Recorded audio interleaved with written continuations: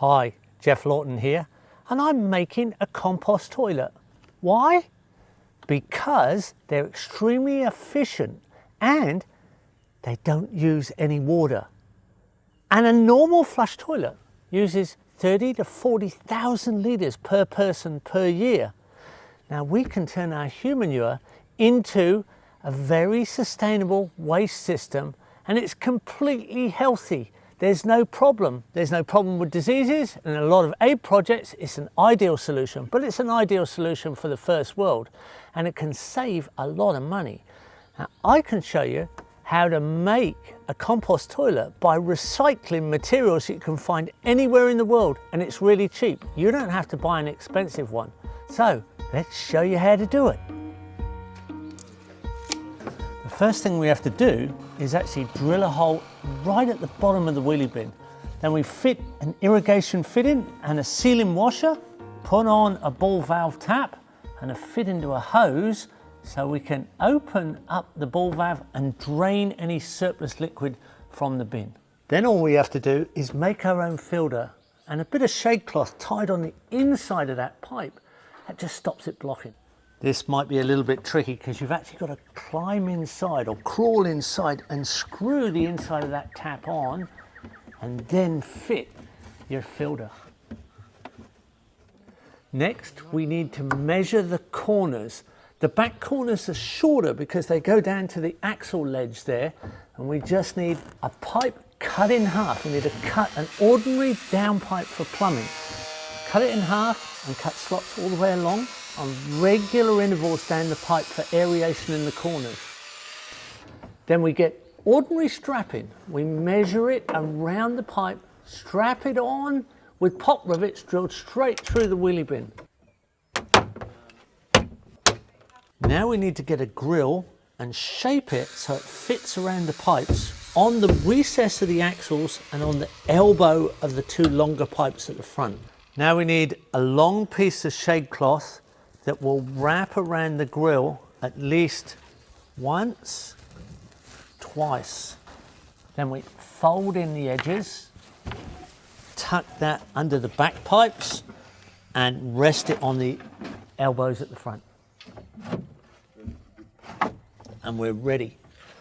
Now we need to get a second lid, and we need to cut a large hole in this lid the size of the compost toilet delivery pipe. This is a band cut out of a recycled inner tube from the car tyre depot.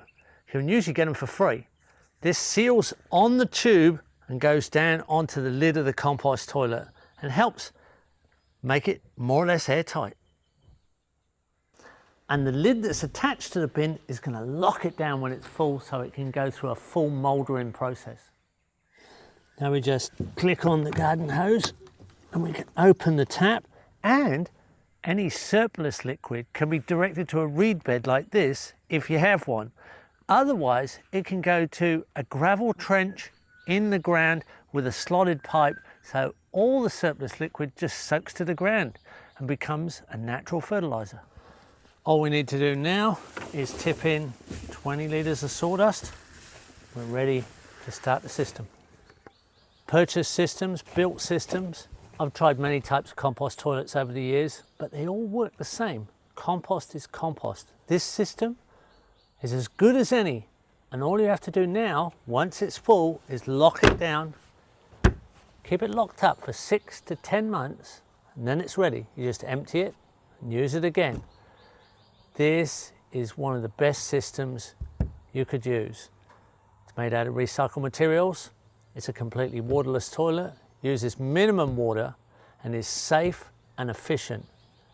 This, I believe, is one of the most ethical ways that you can use a compost toilet with sensible materials.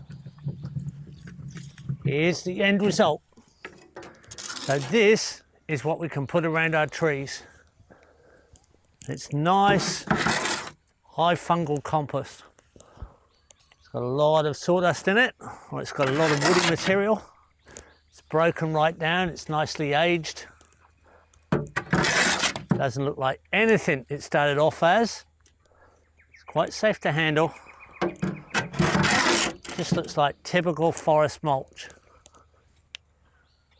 There we go.